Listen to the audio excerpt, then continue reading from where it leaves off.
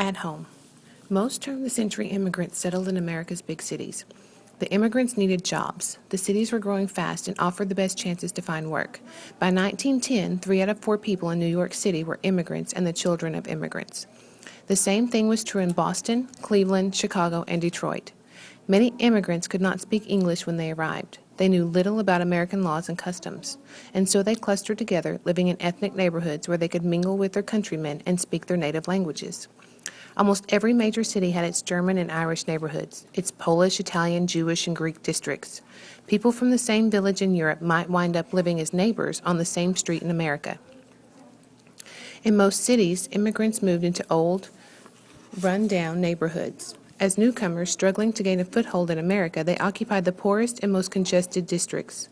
New York City absorbed more immigrants than any other city. Manhattan's Lower East Side, where so many immigrants settled, became one of the most densely populated places on earth. A walk through a crowded immigrant neighborhood was like a visit to the old country. The streets were noisy, open-air markets. Pushcarts lined the pavements, offering fruit, vegetables, poultry, fish, eggs, soda water, and anything else you could think of. Old coats for 50 cents, eyeglasses for 35 cents, hats for a quarter, ribbons for a penny. Peddlers hawked their wares in a dozen different dialects. Women, wearing kerchiefs and shawls, haggled for the best prices. Everyone except the kids seemed to be speaking a foreign language. Looking down upon these streets were the brick tenement buildings where millions of immigrants began their lives in America. Tenements were jammed with immigrants living in small, cramped apartments. The family shown above used a single makeshift room for cooking and eating and as a bedroom for the kids. The parents slept in a tiny bedroom to the rear. A more prosperous family might have 3 rooms, a parlor or living room, a kitchen, and a dark windowless bedroom in between. The parlor often doubled as an extra bedroom, while the kitchen became the family's social center. In all tenements, the toilet or water closet was outside the apartment, in the hallway of the building. It was used by at least 2 families. In older tenements, the individual apartments had no running water. Tenants fetched their water from a community faucet in the hallway on each floor, and yet many immigrants had grown up in the old country carrying water from a well. To them, an inside faucet with running water seemed wonderful. Leonard Cavello has described his family's first American home and his mother's reaction to running water in the hallway. Our first home in America was a tenement flat near the East River at 112th Street. The sunlight and fresh air of our mountain home in Lucania, southern Italy, were replaced by 4 walls and people over and under and on all sides of us, until it seemed that humanity from all corners of the world had congregated in this section of New York City. The cobbled streets, the endless, monotonous rows of tenement buildings that shut out the sky, the clanging of bells and the screeching of sirens as a fire broke out somewhere in the neighborhood, dank hallways, long flights of wooden stairs and the toilet in the hall, and the water, which to my mother was one of the great wonders of America, water with just the twist of a handle and only a few paces from the kitchen. It took her a long time to get used to this luxury. It was Carmelo Accurso who made ready the tenement flat and arranged the welcoming party with relatives and friends to greet us upon our arrival. During this celebration, my mother sat dazed, unable to realize that at last the torment of the trip was over and that here was America. It was Mrs. Accurso who put her arm comfortingly about my mother's shoulder and led her away from the party and into the hall and showed her the water faucet. Courage, you will get used to it here. See, isn't it wonderful how the water comes out? Through her tears, my mother managed to smile. In newer tenements, running water came from a convenient faucet above the kitchen sink. This sink was used to wash dishes, clothes, and kids. Water had to be heated on the kitchen stove. Since bathing was difficult at home, most immigrants went regularly to public bathhouses. Tenement apartments had no refrigeration, and supermarkets had not yet been invented.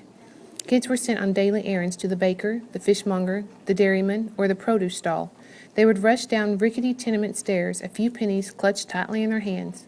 Since there were no shopping bags or fancy wrappings either, they would carry the bread home in their arms, the herring in a big pan from Mother's kitchen.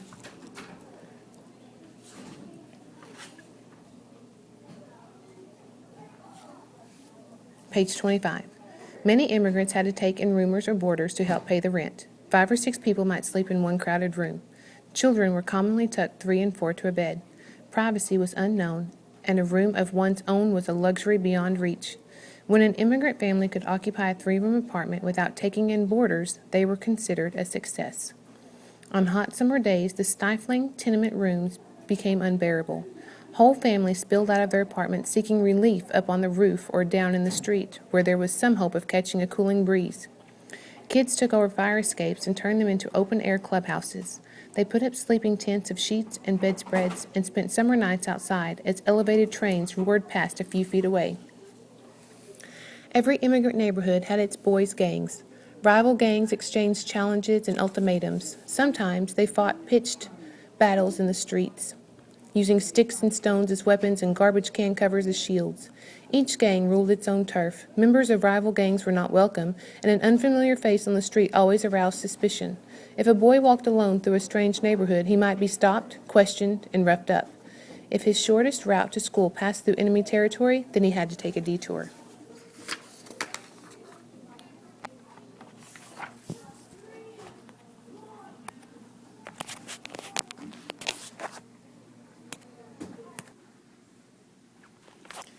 At school. In some city schools, nearly all the students came from immigrant families. When the school term opened in 1903, the pupils of Public School Number 1 on New York City's Lower East Side represented 25 different nationalities. Many of these youngsters were fresh from the old country and could not speak English.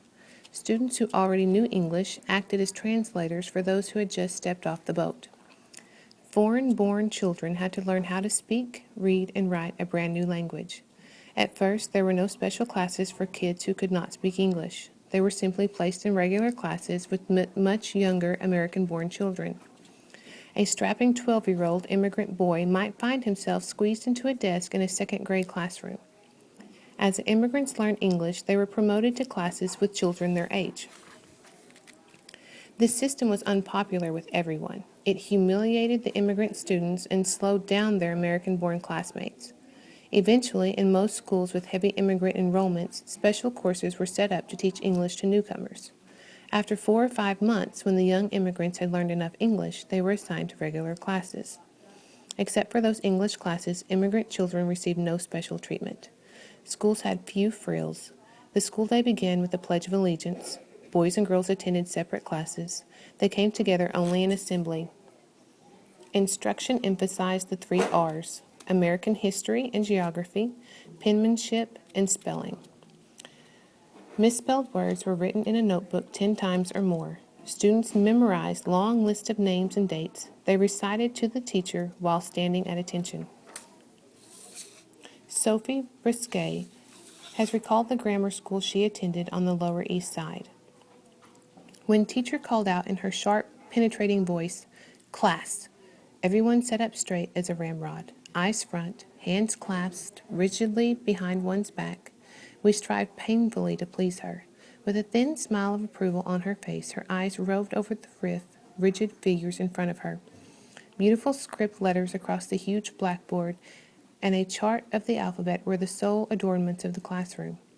Every day the current lesson from our speller was meticulously written out on the blackboard by the teacher who, whatever else she lacked, wrote a lovely, regular hand. We spent hours over our copybooks, all conveniently lined, as we laboriously sought to imitate this perfection.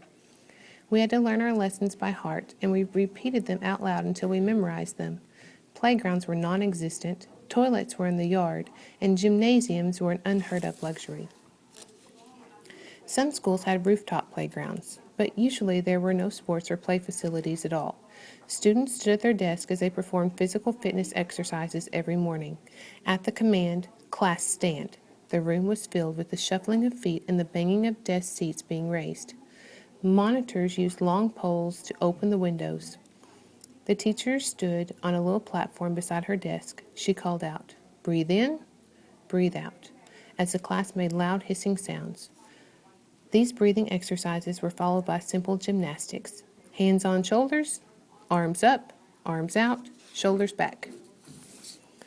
Students were also instructed in the fundamentals of health, hygiene, and personal grooming. Periodic examinations at school by a visiting nurse and visiting dentist provided the only medical and dental care that many children received. Most immigrant families try to keep their children in school until the age of 14, when a youngster could obtain full working papers. But that was not always possible. During hard times, kids had to drop out of school early. In the days before World War I, it was an accomplishment to finish grammar school. Practical job training was important. Many kids went directly from grammar school to special vocational schools sponsored by private agencies like the Children's Aid Society in New York City. The society operated separate trade schools for boys and girls. The courses offered reflected the kinds of jobs open to the students. For boys, shoemaking, printing, carpentry, sign painting, bookbinding, basketry, chair caning, janitorial work. For girls, cooking, sewing, embroidery, dressmaking, millinery, stenography, typewriting. Kids who were already working full-time could attend night classes in English and a variety of other subjects. But after a 10 or 12-hour working day, it wasn't easy to sit in class and stay alert. As immigrant kids went through the school system, they were transformed from foreigners into young Americans. They learned about American heroes, American folklore, and the workings of American government. They absorbed American manners and customs. They became experts on American fads, fashions, and slang. Youngsters entering school often could be identified as little Italians, Greeks, Russians, or Poles. When they left school, they looked, talked, and acted just like other American kids. The children became Americanized much faster than their parents. Often this caused painful conflicts in immigrant families. A gap appeared between the children and their parents. The parents spoke English with heavy accents if they spoke it at all. They clung to old world customs and beliefs. The kids spoke English all day with their friends. They thought in American terms. More than anything else, they wanted to be accepted as equals in their adopted land. In their anxiety to become fully American, some immigrant children rejected their old world heritage and the traditional values of their parents. They felt embarrassed or even ashamed by their parents' immigrant ways.